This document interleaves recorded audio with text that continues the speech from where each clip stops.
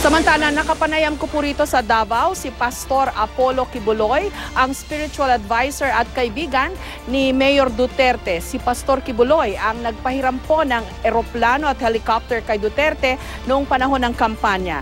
Inilahad din ni Pastor Kibuloy ang tungkol sa matagal ng ugnayan nila ng pamilya Duterte.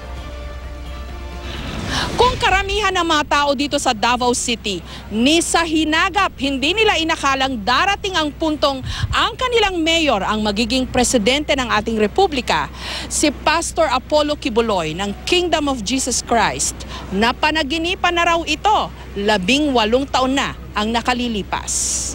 Totoo ba na many years ago, kayo isa sa mga unang nakakita ng parang pangitain? It was a dream actually. I call it a dream revelation where sa dream na yon, Mayor Duterte sent for me in an airplane. Sabi ko sa sarili ko, ano ba itong nangyari na to? Na itong si Mayor Duterte, bakit presidente na siya ng Pilipinas? So that was 18 years ago. Paano na yung panaginip po ninyong unang-una? May helicopter and may aeroplano? May aeroplano. And yung pinasundo? Yes. Kasi ang nangyari ho sa reality, kayo raw ho nagpahiram ng mga aeroplano. Bago yung aeroplano ko, bago yung jet, bago yung chopper ko na binili, at yun ang nagamit niya sa kampanya. Anytime he needs it for the 6 years, the chopper, the plane is his to use. I am doing this out of our friendship, which started when our membership was 15 only, and he was just a prosecutor. And then he became appointed as vice mayor, he became mayor, and until that time, whatever I have in the ministry as a blessing, nasishare ko sa kanya because he is very frugal. Nasabi ko na siguro, narinig mo na why I bought 3 lots for his children.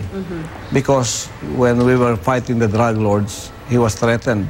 Sinabi niya, kung ano mangyayari sa akin, pakiano mo na lang yung mga anak ko. Sabi ko, wala namang bahay itong mayor na, pag bumabaha, wala siyang pinupuntahan. Sabi ko, I offered the house. Mayor, use this house. Ayaw na talaga niya. Sabi niya, hindi ko kailangan yung pastor.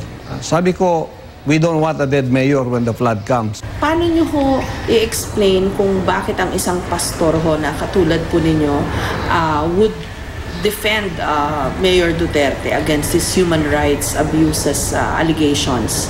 Yung mga human rights abuses allegations niya, puro lang naman allegations eh. Duterte is a sheep in wolf's clothing. He has to be a wolf outside, not for us, but for the evil. Paano siyang katatakutan kung malambot siya? I'll give you an example. Dito, nung bagong mayor siya, ang unang lumapit sa kanya, hindi mabuting tayo, mga masasama eh. Drug lords. Binigyan siya ng sasakyan. O magkano yung gusto mo every month.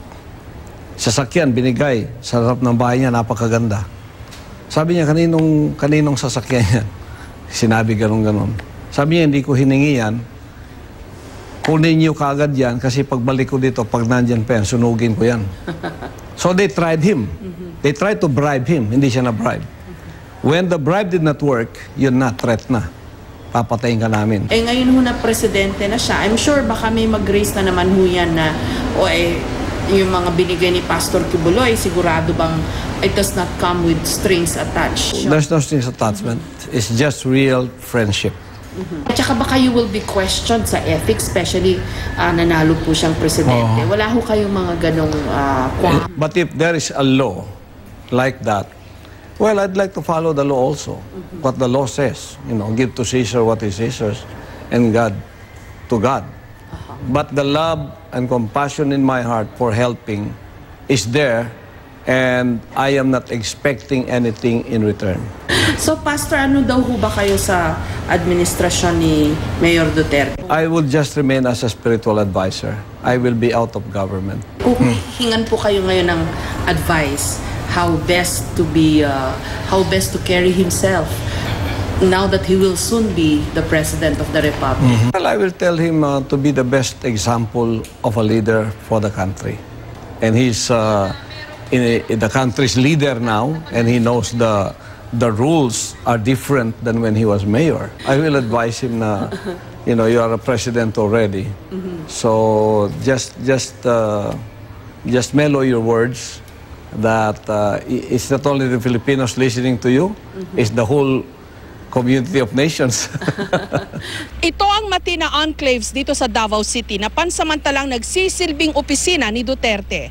Maraming nagtutungo rito, mga taga-media at pati na ang mga personalidad na gustong maglabi o mag-apply sa iba't ibang mga pwesto sa gobyerno sa ilalim ng Duterte administration. Tunay ngang sa panahon ngayon, all roads lead to Davao.